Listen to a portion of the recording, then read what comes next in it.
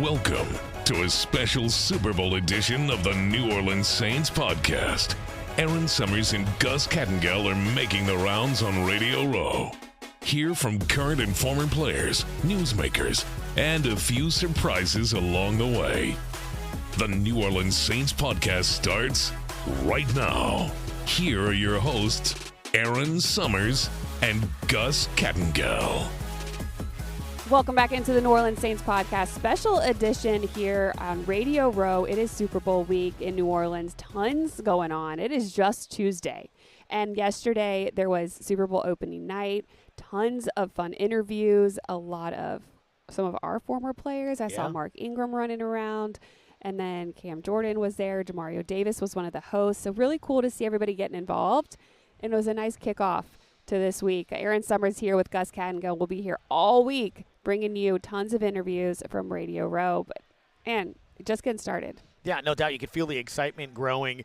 And obviously sitting there while we're doing our Pels game, seeing obviously opening night. But I had a lot of people text me that were going to the event that are local that were there. Mm-hmm. You know, they got tickets and went and saw that. And it was the first time they got to kind of see that. I remember the last time the Super Bowl was here, there was media day on Tuesday, not opening night on Monday, which was an event and the lighting and everything. And back then it was, here's, each team came for about an hour and a half, that little booth, and it was just, a scrum of media like that. Now it's more of an event. You see the players kind of show their personalities, interact. Former player like Jameis Winston going out there reporting for Fox on being their social correspondent. So it's a lot more playful in doing that. And it's something I thought was interesting that you brought up with one of our guests that will, give people a chance to hear later on a little bit, is that you're 2 weeks in. So you've had some preliminary, work, and you're about to go into this bubble and really lock in for obviously the biggest game of these players and coaches' careers coming up on Sunday. And yesterday was kind of that one day to just go have fun, look at the stadium, look at the, take pictures of the field and see the end zones and realize you made it to the Super Bowl. Yeah, while these teams are practicing, preparing, getting ready all week, they kind of shut down outside media starting today. They will have a couple availabilities at their hotels throughout the week, as is something that the NFL requires. Game weeks, you got to have a couple people available, especially your head coach.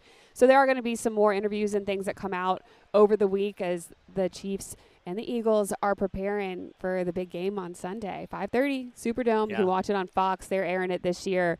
And there is still so much that you can get involved with around town, from the NFL experience. If you want to go see somebody perform, there are comedy acts that are doing stuff. I mean, literally anything that you want to taste, there's that, because there is a big taste of the NFL as well. All kind of chefs and cooking. Guy Fieri's having his event. Chef Scotty, a good friend of mine, he's being a part of that as well. He said he had to use UNO's kitchen to do beignets, several thousand beignets and things of that nature. So, and obviously you've been here for a couple of years. You just realize and know the culture of the city, whether it's the music, whether it's the food, and people that come from outside want some of that, and it's just an interesting mix of music, food, and, of course, the sports. And you mentioned players getting here, and we're going to have some of our guests talk about analytics. And one of our guests today is Marlon Favorite. Took a ride with Tom Brady, who you mentioned is going to be calling it for Fox. It's just so crazy to see the circle of things, and I think that's what I enjoy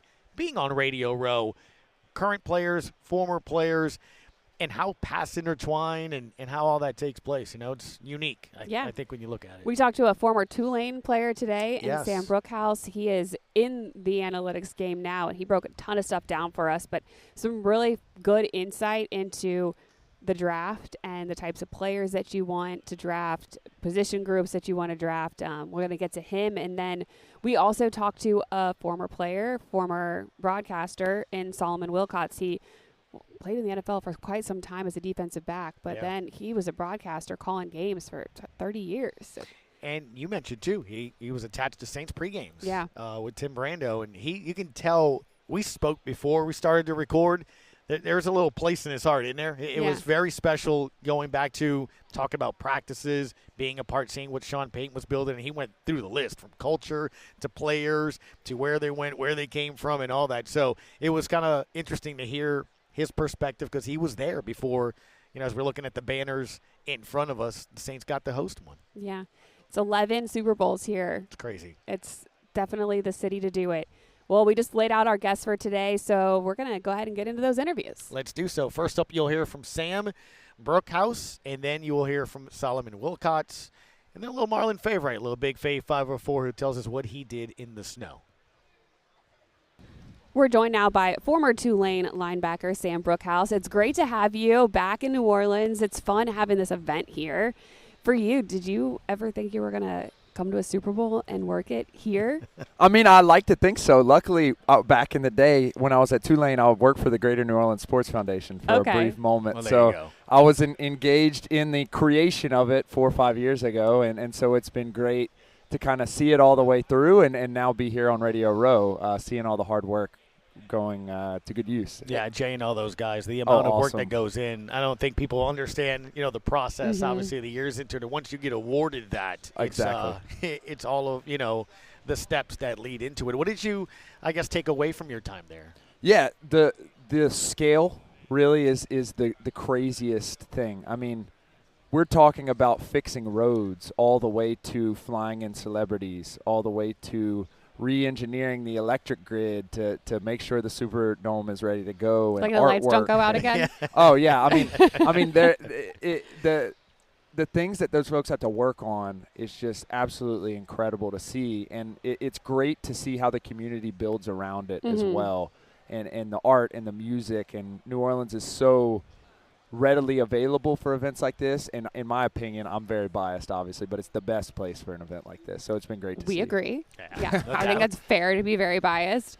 What have you been up to since you graduated from Tulane? You're working now with Sumer Sports, doing some analytics work. Exactly. So I'm a data scientist and one of our senior NFL analysts. So the goal over at Sumer Sports is to bring the new school analytics using artificial intelligence and tracking data and teaching computers to watch every play and blending that with the old school scouting, because we understand that they have valuable knowledge and a valuable understanding that we don't necessarily have when you're just looking at the dots on a chalkboard.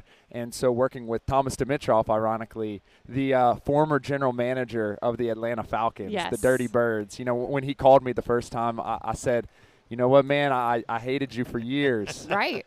But I'm glad you're a mentor now, and he's great friends with Mickey Loomis as well. So it's kind of all in the family here. And it's been great to see those two come together. What I've learned is that football is never going to be one number. Football is a true story, and that is why it is the greatest sport in the history of humanity.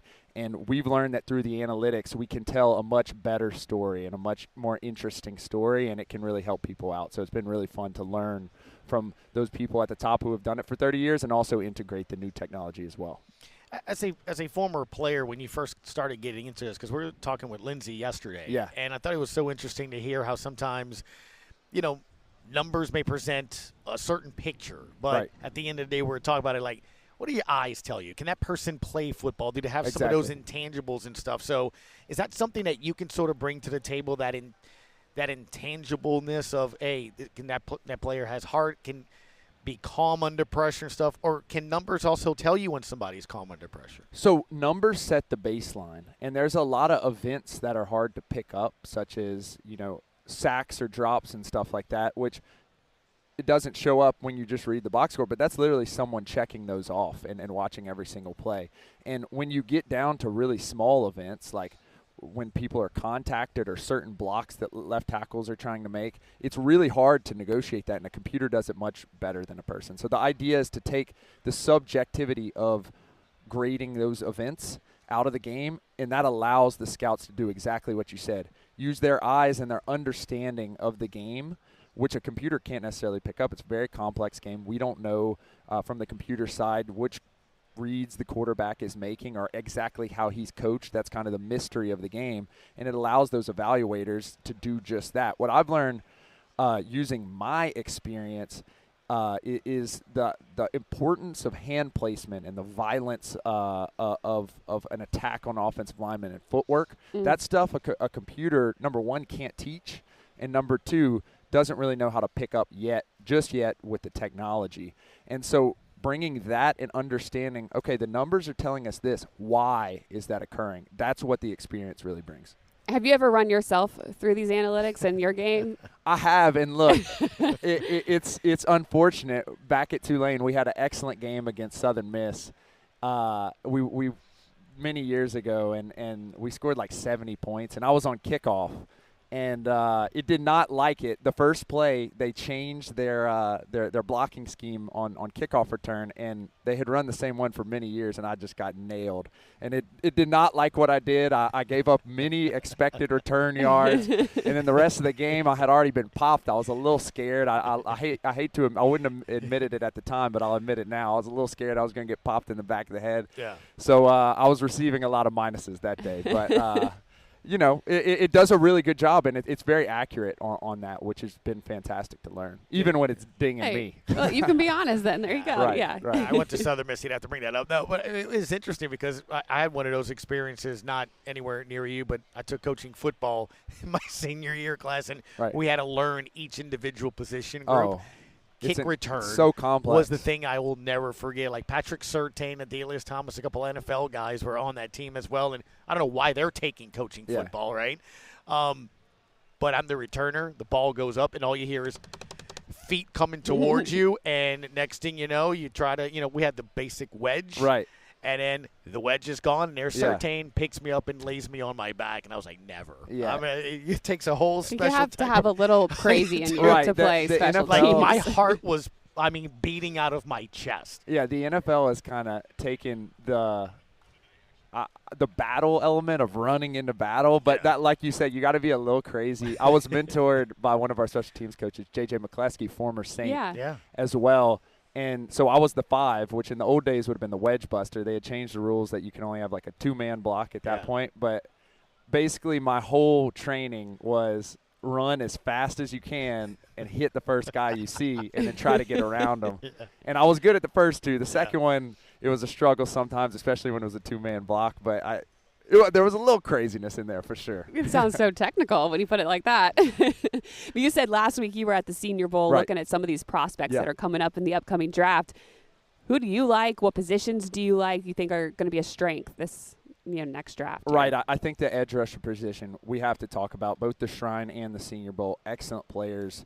What's interesting to me is that there's full defensive lines coming from schools that are all elite. Michigan is one that pops up. You got full line. Kenneth Grant, Mason Graham, Josiah Stewart was a very standout player at the Senior Bowl, and he also pops up extremely well in our analytics. I think there were questions, him being an edge rusher and him being a little small, how much did he benefit from playing around those 2 first-round mock defensive tackles? He showed out by himself there.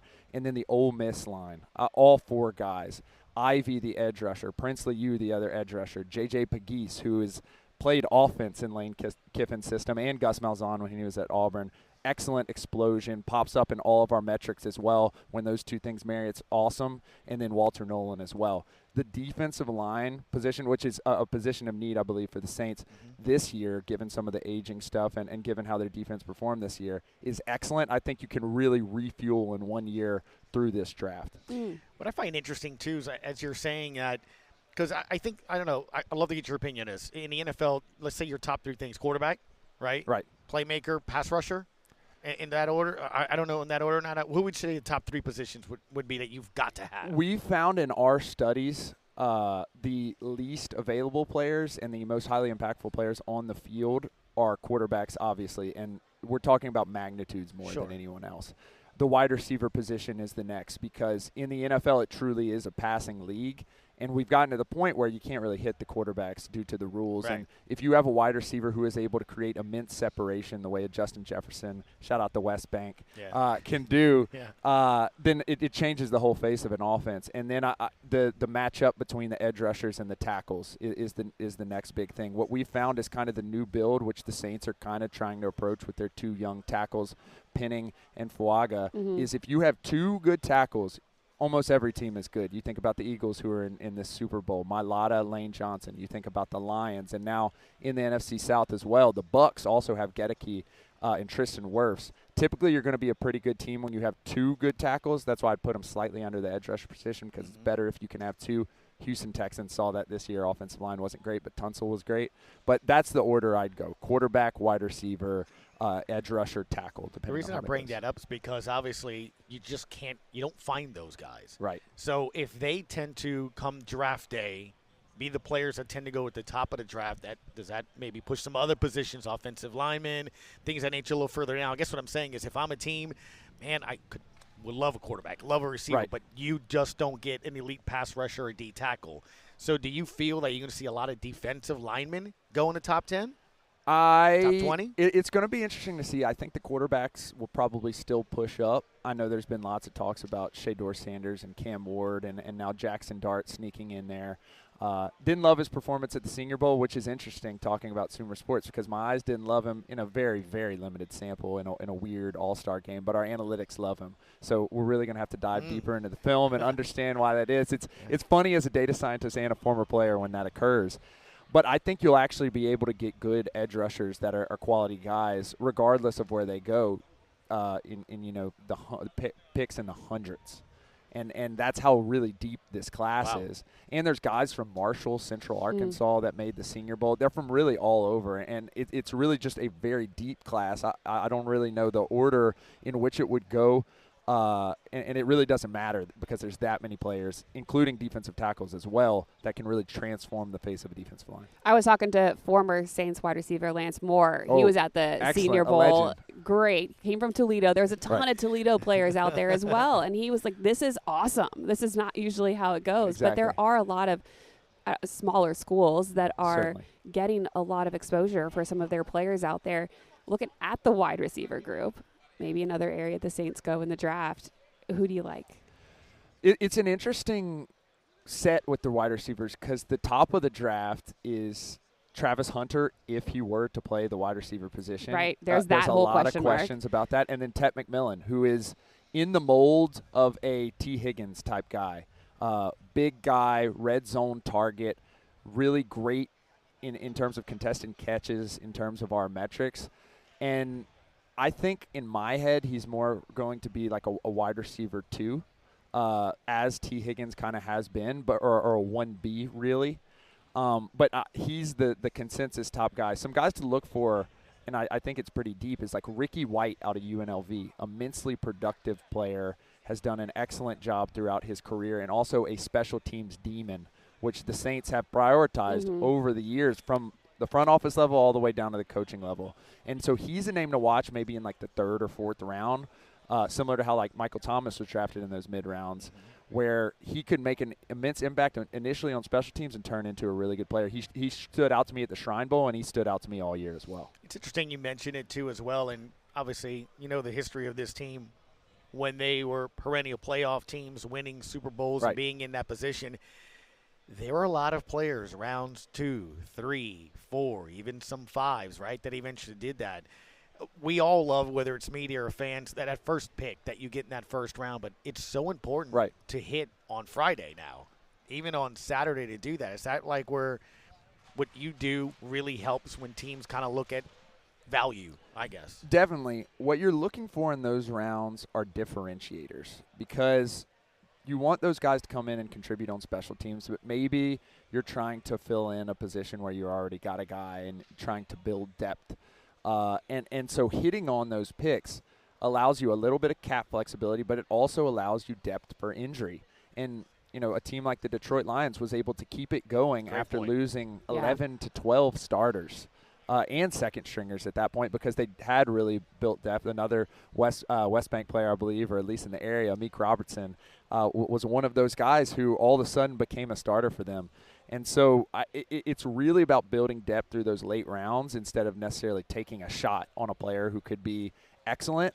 But the idea is you develop those players into great players down the line, which the Saints have done time and time again. Yeah, the Saints have done a really good job, especially with undrafted free agents, finding some diamonds in the rough there. So scouting department, kudos to them. And what a week we have ahead of us. It's going to be busy. What are you looking forward to the most? I'm looking most forward to the game, man. I just love football, so we'll see how it goes.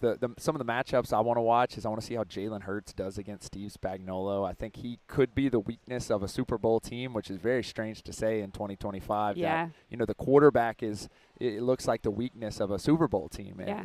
Well, you mentioned the passing game being number one. Well, for them, it's not at all. Exactly. In our metrics, they're pretty average in terms of their passing game, elite running game, though, and elite offensive line. And anytime you get in an argument about the Philadelphia Eagles, it always comes back to, well, we have two of the best tackles of all time. Right. So what are you going to do? Yeah. Well, that's what I was going to say. You play on defense, right? It sounds easy, right? How do you stop the Eagles? Well, stop Saquon Barkley. Stack the box. Do that. And then you saw what happened against Washington. Immediately home run. You're down 7-0. Exactly. From a defensive perspective, why is it so tough to stop him this year with the Eagles? It's tough. It's tough to stop him because they got like 700 pounds of offensive linemen. That line, elite level talent. I mean, Mailata is incredible. He's tops in both the run blocking and the pass blocking in our tackle metrics. Lane Johnson's a legend, also an excellent pass blocker. He'll be on an island. I'm going to be interested to see if they end up putting Chris Jones on him, which they did against the Bills. They put Chris Jones on Deion Dawkins to try to attack guys like Mekhi Becton, who, if we're talking about size, Mekhi Becton is the primo size offensive lineman, but he is in a new position. He's performed pretty well, but he probably is the weak link of that offensive line. I think they'll attack them. But from the defensive perspective, with Saquon Barkley in particular, the linebacker position, not to, wax poetic about what I played, but you both have to cover every play and you have to stop the run every play. And when Saquon Barkley is the guy that you're tasked to stop both of those, is a very difficult task. When it's a human wall that's running towards you, that's something you have to prep yourself for on Monday because what it's going to feel like to make contact with a player like that over and over and over again, huh? Exactly, and you just try to fall back on your technique. You try to get hat hands, really delivering blows, and stick in there. And also, like, the Super Bowl is a different tempo of game. Lots of commercial breaks, which the fans love, and I love as well. Long. The halftime is so long. Yeah, it seems like Kendrick Lamar is going to put on a great show, some guests as well. But, I mean, when you're sitting back there eating bananas and goldfish and drinking Powerade, like, you can only do that for so long before, you start getting a little sore or cramped up or something like that. So you really have to prepare for this game very differently than any other game. That's why there's 2 weeks for it, right? Right. And media scrum was last night, and then they kind of get a break and got to focus in on the game. Get in on it. Any feeling towards it? Well, my line for this has been that the Eagles certainly have the better roster. I think their defense is stacked, and some of it's luck. I mean, I think Cooper DeJean and Quinyon Mitchell working out, if you just look at the data, is a toss-up. They probably had a good beat on them. They drafted them a little below consensus, which is Howie Roseman's kind of MO, and so it ended up working out for them. And then Zach Bond, who showed a lot of potential in a Saints uniform, but just fell into the perfect situation with Vic Fangio and has been able to really cover ground well as a coverage linebacker.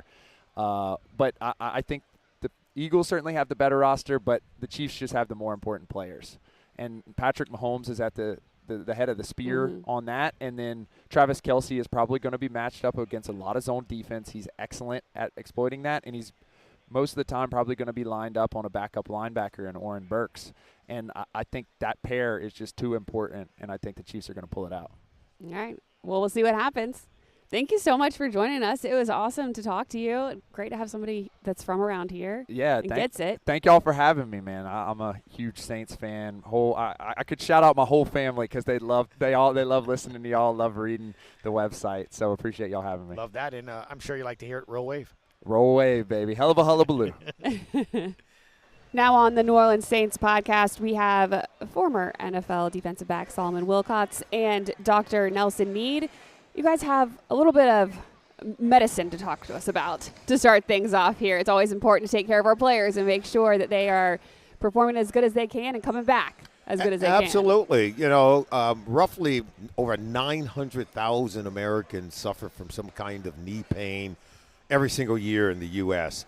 A lot of that has to deal with cartilage damage, wear and tear, just even the average weekend warrior, whether you like to play basketball, pickleball, or even golf, you're going to have some kind of cartilage damage. And, Vericel has this phenomenal product. It's called Macy Arthroscopic, where they can use your own tissue to grow new cartilage. Now, I'm not the doctor, so I'm going to hand it off to my broadcast partner because I'm here with Dr. Mead, who can tell you more about it. Dr. Mead, tell our listeners about Macy Arthroscopic procedure. Sure. So basically, it's based off the Macy procedure, which is a way to replace the cartilage that gets injured. We're all only born with the amount of cartilage we have, and so people get cartilage defects where they have pain, knee pain, especially weekend warriors, active young patients. And a lot of times it's due to a pothole in that cartilage. And so typically what we've done is try to put something in that's almost as good as, but not cartilage. Well, Macy has really revolutionized our ability to do that, but it's typically done in 2 steps where you take a biopsy of your cartilage and then you grow it in the lab and you come back and replant it. But usually that takes significantly bigger second surgery, right, where you're putting like a 9-inch incision on someone's knee. Well, now with Macy Arthro, we're doing it through the size of a buttonhole. And what the idea of that is that we can get folks back a little bit, to where maybe that recovery isn't so bad. Not saying it's terrible now, but especially guys that, that are athletes where it's as much mental as it is physical. And if you could make that procedure a little bit, less daunting, then I think it has its advantages. It's a little different than a needle. Yeah. There you go. Just get Absolutely. Shot in with some stuff in there. there, As opposed to them slicing. You open to put it in there. Now it's just a little buttonhole, little camera, and they go in and it readheres to the healthy tissue and to the bone. You guys have all had chicken. Cartilage is that smooth sort of surface around the bone. And think about when that begins to wear in your knee, you get to the point where you're bone on bone. Yeah. And we all know someone who's like that. It's very painful. And then after that, you become even more diseased, and now you need total joint replacement. So this kind of procedure can help you keep you from even going to that level. Mm-hmm. It'll keep you from deteriorating to that state. How new is this?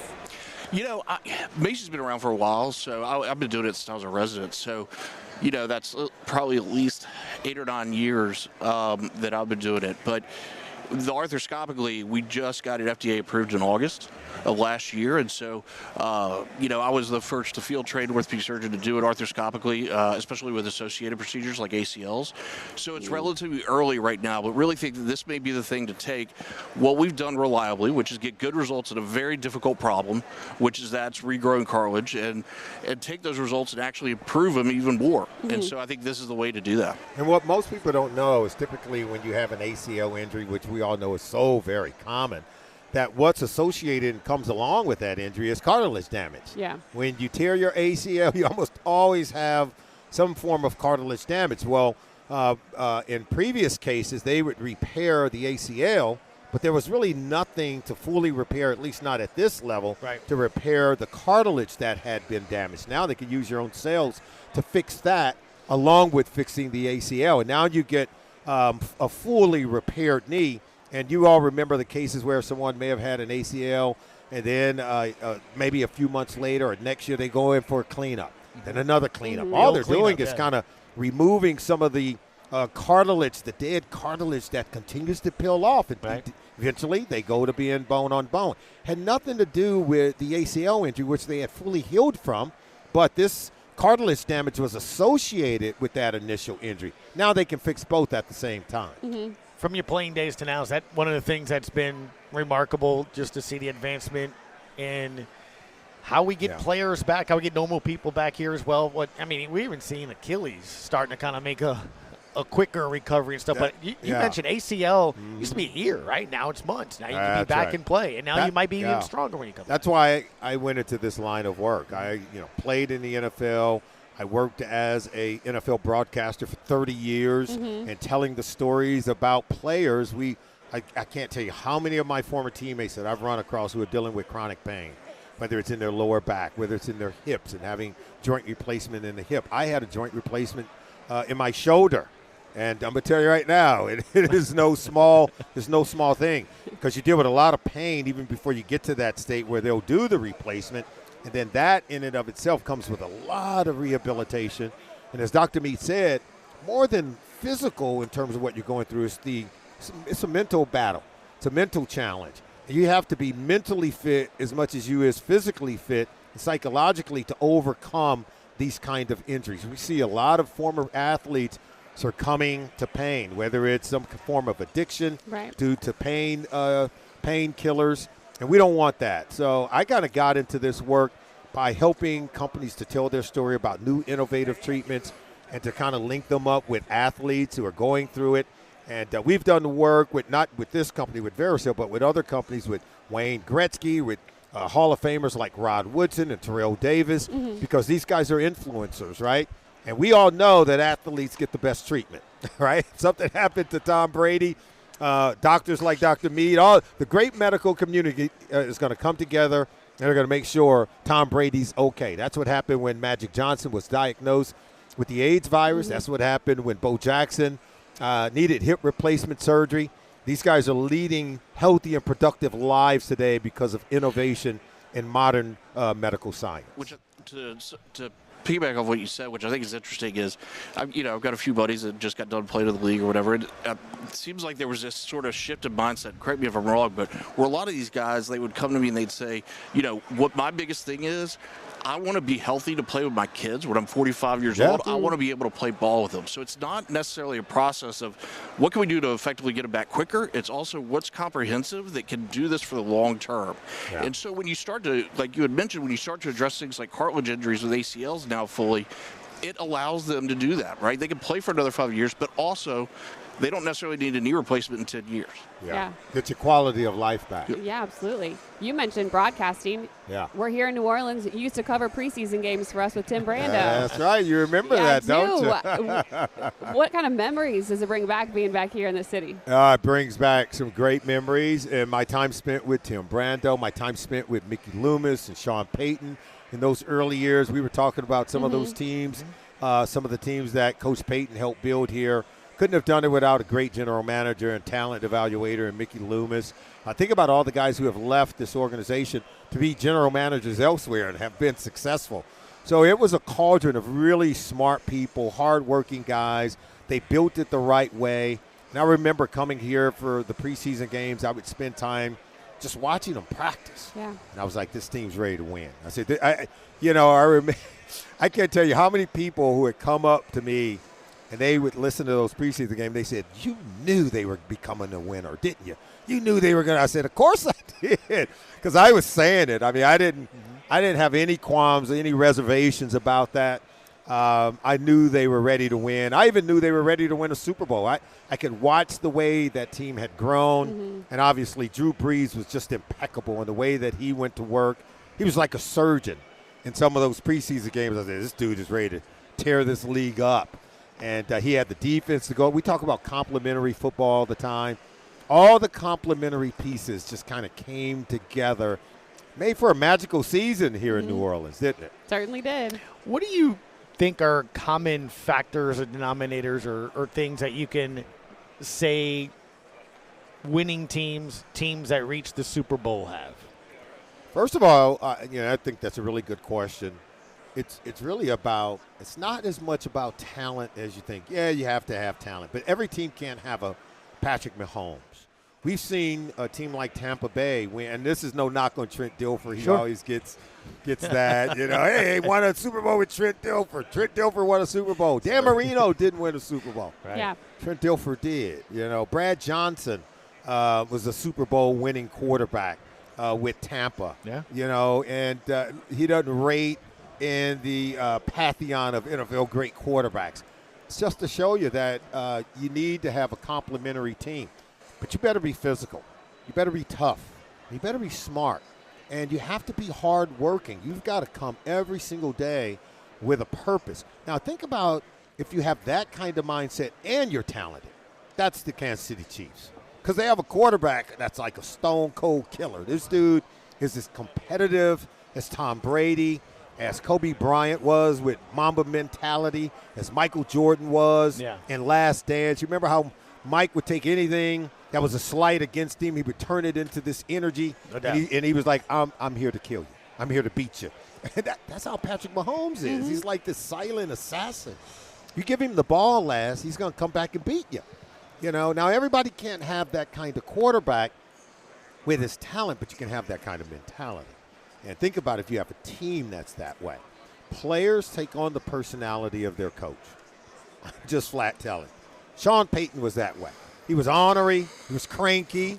He was hard driving. I was there in Mississippi, man, when he was working him. I was there at Greenbrier in West Virginia, some of those training camps.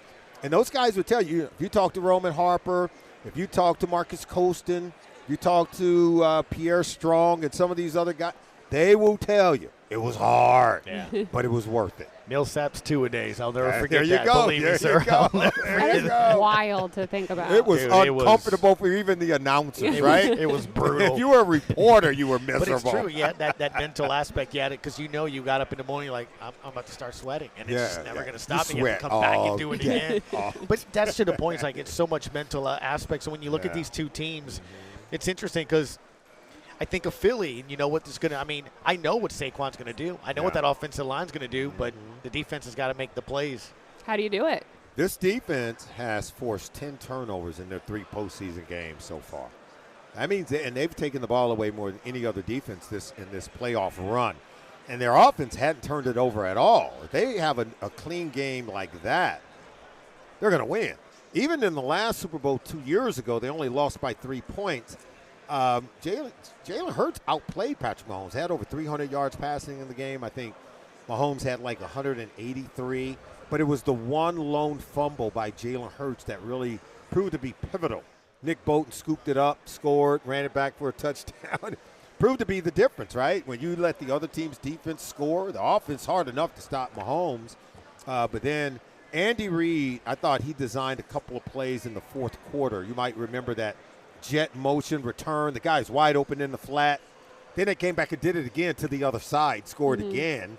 So that's where coaching also gives you an advantage. I think you could leverage the talents of Andy Reid to say that gives you more of an advantage than Nick Sirianni. No disrespect to him, but I would take the coach that's been there and done that multiple times. Yeah. There's a reason why Andy Reid is the all-time winningest coach for both franchises. Think about that. Yeah. What about Spags? You love Spags, right? Yeah. Hey, look, I remember when Spags was defensive coordinator here, and Sean Payton fired him. Like, that was the year Sean sat out. He was I don't know where he was. He was on vacation, let's just say that. And then he came back, and he fired Spags. I was like, why'd you fire this guy? He's a really good coach. I think he's proven it. He's won more Super Bowls than any other coordinator in NFL history. He knows – I think it's about timing with him in terms of when you send the blitz, how to just kind of play back, lay back. To stop a quarterback like Josh Allen, I think it's no small feat. Yeah. I mean, that guy is just hard to stop. Really thought the Bills had him this time. Oh, yeah, and you saw how James Cook – I think they just played a team that uses the mobility of the quarterback and the talent of the runner as well as anybody. They're going to face another team in Philadelphia with Saquon Barkley and Jalen Hurts that are very close or mirror images of what you saw from Joe Brady's offense with the Buffalo Bills. And that's why I think Spags will be very ready for what they're going to get. It is a duo threat between Hurts and Saquon. Maybe better receivers on the outside, and A.J. Brown and Devontae Smith. Don't forget Dallas Goedert at tight end. They've got their work cut out for him. There's no doubt. But, look, he does a good job of mixing in when to come after the quarterback, when to play coverage, right?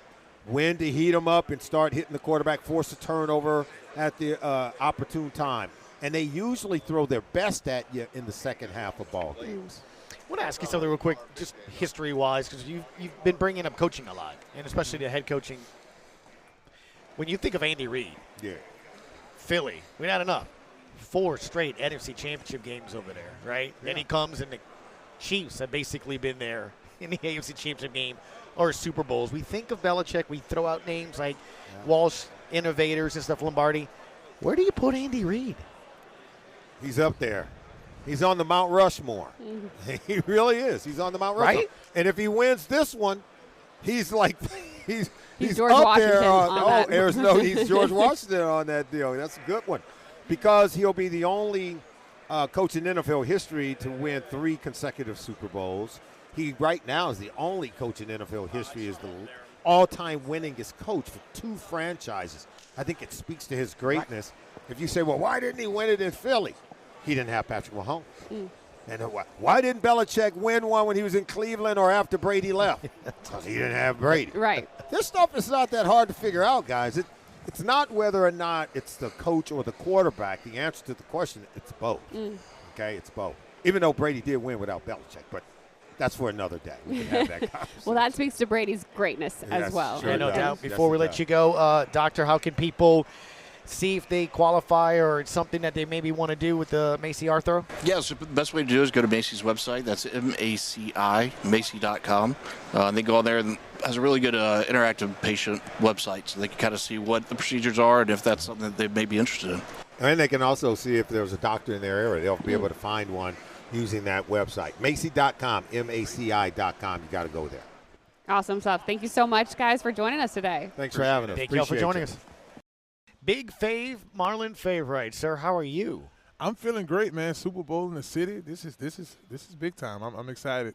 I'll be honest. Do you want to see the game? Do you want to be seen, or do you want to just go and sing? I want to go sing because the game is going to be good. I do think that Saquon's going to be very active on the ground, but I'm looking forward to singing this week. I want to entertain the folks coming to see. A lot of my old teammates coming down in town, so I want to be able to show them that we have ourselves a good time down here. Do you do the remix? Because if not, we can get Aaron Summers on there and do a little Hello Somebody on there. Well, I was talking to Erin you were about doing this it a in the while. snow. Yes. You saw that? Yes, I did. Would you have ever thought you'd be doing the Hello Somebody in the snow? I didn't in a million years. Now, maybe snow when I spent some time out in Buffalo, but not down Yeah. here. Come on now. That was magical, wasn't it? That was something different. It was really pretty, and it was kind of nice. I think the city needed something like that, and now the snow's gone, and it's Super Bowl week, and it's crazy busy, and we're showing how we do best is throw a party and have a good time. And there's a lot of people in town, but being here this week, does bring back any memories for you? It does. And I was talking to my wife about this a couple of days ago. It's just like deja vu all over again from 2009. That grand opportunity we had down in Miami and how the city welcomed us and that whole experience. So it is a bit of deja vu. You have like spotted memories. Like I can remember some of the practices in the bubble while we were preparing for the Super Bowl, just how nice the offensive line was. Jabari Evans, you start thinking about guys like Goodwin and just that whole team and how uniform we was. And the thing that stood out the most, and we can't deny this, is Drew Brees' leadership. Mm-hmm. I mean, the week could have went south early. We had a couple of hiccups, you want to party in Miami.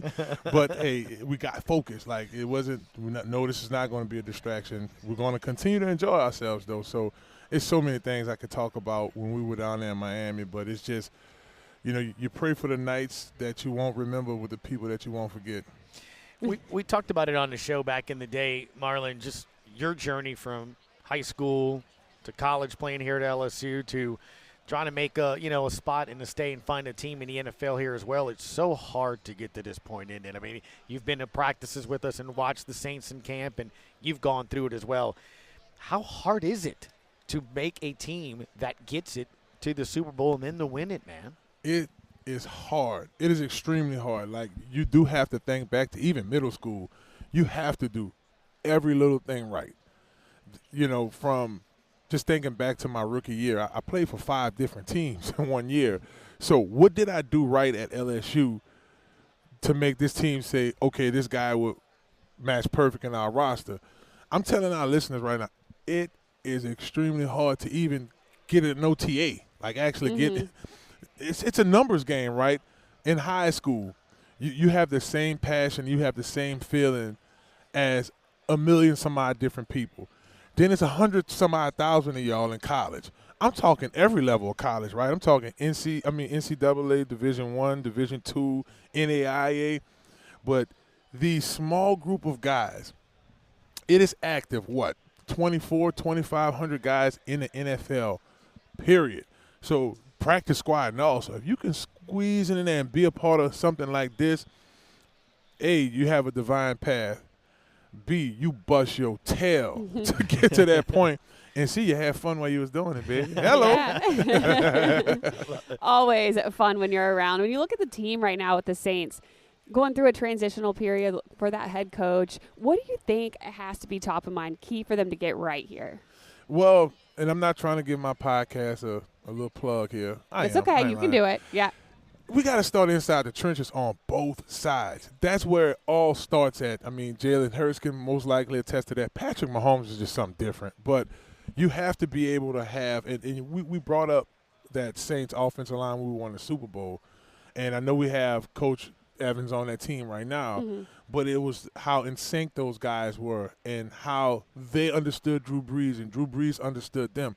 We have to get back to the basics with that, with the offensive line, and we were on that path, right? When we drafted Eric McCoy, me and Gus was talking about when I was on the NFL Network, and I brought that up. I'm like, yeah, hey, I watched that dude. We went into 7 overtimes with them against Texas A&M. That's a good center. Yeah. And this way he played 7 games this year and still made the Pro Bowl? Yeah. Like, that just speaks. We have to have a whole line like that. And on the defensive line of the ball as well, I had Cam come on the show this past summer, and he talked about some of his goals and aspirations, but he understands this towards the end of his career. Who's going to be able to – because this kid, man, me and Cam are a few years apart, but this young man has been busting his tail. He has a gold jacket waiting on him, right? Who's going to be that next, generation of defensive end for the Saints? So those are the 2 areas, y'all, I'm really looking at. We spent some time in the offseason with. And when you look at the matchup on Sunday, that's the thing that really stands out to me. It's about the lines, isn't it? I mean, in terms of you had a good run defensive line or offensive line, and you had Saquon Barkley behind that. We all know what's coming. I mean, Jalen's going to run, Saquon's going to run. We know that's going to happen. And then Erin was talking earlier today with some of our guests, though. You look at what Kansas City can do, and I didn't realize, 9 turnovers they forced so far this postseason or something of that nature. So they're taking the ball away. So that defensive line, I know you like Chris Jones. Oh, he's a dog. He's the number one guy. He's the number one guy, but collectively Philly, right? Look at that youngster from Georgia. It's 3 Georgia boys on that line. You got Smith, Davis, and Carter. All of those boys are disruptive on that front line. Of course, my boy B. Graham still gives his snaps. So Philly has the complete package. At corner, Mitchell, he a dog. He was talking to trash last year at the Reese's Senior Bowl. Who's next? Your best receiver? Put him over here. And now we see that. So I think it's the confidence of Philly's defense, but they are more stacked across their defense. Both have good defenses, but Patrick Mahomes is going to have to work much harder, I think, than Jalen Hurts. Philly got him, especially up front. Man, it just seems like the Chiefs always find a way to close it out, though. So going for 3 in a row here, it is pretty historic just to have that as an opportunity to take it 3 times is crazy. But, man, you can walk around here boasting that you got a ring. Yeah. Pretty much. Yeah. Oh, you said? Yeah, you. Oh, yeah. Thankfully, that's a blessing. Yeah, and it was definitely a challenge. But yeah, that's something.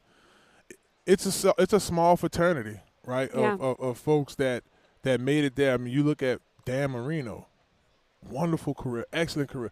You know what, Cam, like I was talking to him, obviously we're getting older now. We're knocking on 40. We're approaching. Knocking on 40. Dude, I'm 50 next year. Oh, no way, Gus. No way. Yeah. Hey, brother, see, look at Gus' hair. Not a gray in sight. Hello, somebody. No, Gus is fishing for a compliment. He's like, let me just wrap us over here. Fishing it. We didn't see Cam make millions on top of millions on top of millions. He's not satisfied. He wants that bling. Mm-hmm. So to your point, I mean, if I could even have like an inch of one of the millions he had, I'd be the happiest man in the world. Here, take this ring. But the point I'm making is the passion for us. I love this game. We love this. We're talking about it right now. We love it. I know that's something that's in his heart. He wants to win a Super Bowl. That's what the money. It's just there. It turns into just a resource. What really tells the hard work is what you're able to do, coming together collectively as a team and to get it done and win the Super Bowl. Yeah, I think it's really cool that he wants that collective win because he's had several individually. Obviously, he's broken franchise records, and he is going to have a gold jacket. But for him, yeah, he really wants to win for his teammates and for the organization. I think it boils down to the most basic thing, right? At the end of the day, people that play professional sports, people that being a competitor. And if you're a competitor, you want to win. And if you're playing for wins, the ultimate win is to be called a champion. And I think that's That's the thing that's so elusive to so many people. That's what drives other people, and that's what separates people, and that's what gets us to talk about comparing the best of the greats and what, puts them on Mount Rushmores and things of that nature. I mean, it's hard to get there, but that's what it is, right? Yeah, it's the competitiveness. And everybody has a different vantage point. Like, say, for instance, with me with the Saints, I didn't start the season off with the Saints. I was in Carolina. So going through that, and I just knew that's where I was going to be. They brought me in as a high priority free agent. I actually started a game for them. But business has been business. The GM switched, and voila, just like that, they cut me. So, and then from there, Gus will tell you, it was rocky. It was a roller coaster. But to get that surreal call from the Saints and to be a part of that, everybody on that team had a different story. Jabbar, he come from a small school. Drew Brees, they counted him out. Nobody wanted him but Coach Saban and Coach Payton. That's another story. I'm no storyteller, right? And then you had all these different vantage points. Reggie Bush, he comes from Hollywood, this big-time guy. You got country Robert Meacham from Tennessee. We share SEC stories. Everybody had a different vantage point of how they got there, but some kind of way, and this is the only way it can happen, collectively, whether you just got there 2 weeks ago or have you been on a team 2 years ago, we all had to be on one page, and I think that's what really did it. Look at the play with Tracy, right? Yeah. I remember that play vividly. I remember being on the sideline. I remember the look on Coach Greg Williams' face. I saw that play on film a couple of times just that week while we were prepping for the game. You saw it. And I saw it. We were sitting back. I think Tracy was sitting back in either some type of cover two, but he was reading the deepest route, and he knew when Reggie Wayne was going. I mess with Reg about he a West Bank. That's my brother right there. Him and my older brother played together at Erin. You do not mess with him on that play. Do I? Every time we forgot about that. I went to the Colts right after the Saints, right? Y'all do know that, right? So I had to sit at their ring ceremony. They were all booting me up. I'm like, hey man, I ain't do nothing. I was a practice squad. What you talking about? I ain't do nothing. So and he went out and we jumped the route, and the rest is history. Decision making, trust. Look at the trust you have in Coach McMahon to make that call to kick the onside kick. Yeah. It's magic. We were losing that game. It was moments like that, and man, it's photographic memories of fool, ain't it? Well, you know what? I always find a way to get you to tell the story because it ain't but 30 seconds. But who gave you a ride one day from practice? Oh, so all right. By the way, my wife was pregnant with Marlon Jr.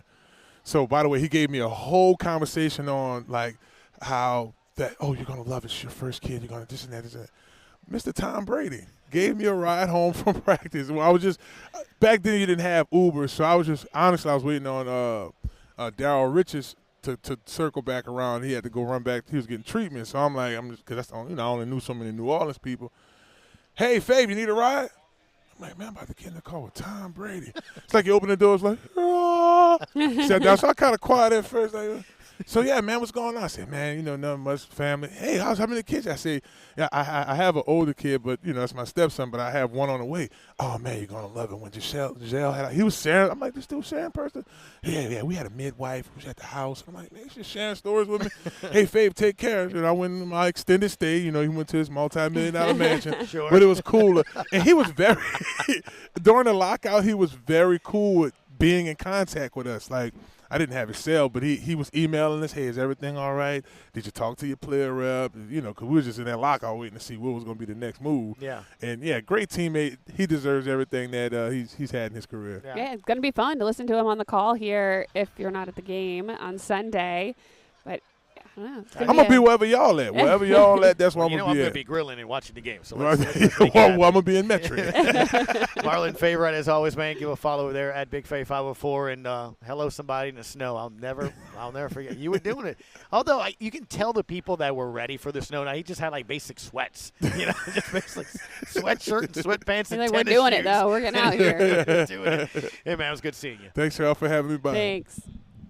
Really appreciate all of those guests coming by. It's been a lot of fun just trying to, ID who's around the booths as they're continuing to get built up, and more shows are going to start throughout the week. It looks like Pat McAfee is going to get going tomorrow. We saw Kay Adams this morning. She's got her set up in Adams. Her shows are going to start here too. So we're going to continue to try to reel some people into the podcast throughout the week, and we have a lot of people lined up, some former players, current players for the Saints as well. So we're only getting started. Yeah, Gus. no doubt. Obviously, I'm looking forward to seeing Thomas Morstead, Mark Ingram tomorrow. They're scheduled to stop on by. One of the players that I think is, how important was he this season too as well? And Bub Means is one of those players that was interesting to kind of, see as well. Mike Tannenbaum scheduled to join us, who's going to talk about, building a team and the importance of being a general manager and just, all the different aspects from the front office. And has anyone done more this past year than Chase Daniel? He has been all over the place. I mean, he is really finding his footing in this broadcasting world. He's good. Yeah. And I was the silent producer on Going Long this year with the New Orleans Saints, where he got to interview all of the quarterbacks. So shameless plug on that. If you haven't heard it, shame on you. Go to NewOrleansSaints.com or just type in anywhere you go to the podcast, Going Long. It's literally Chase for about 35, 45 minutes with a handful of our great quarterbacks, including Drew Brees. He was the last one this season. And they tell stories, Aaron Brooks, where they are, what they're doing now.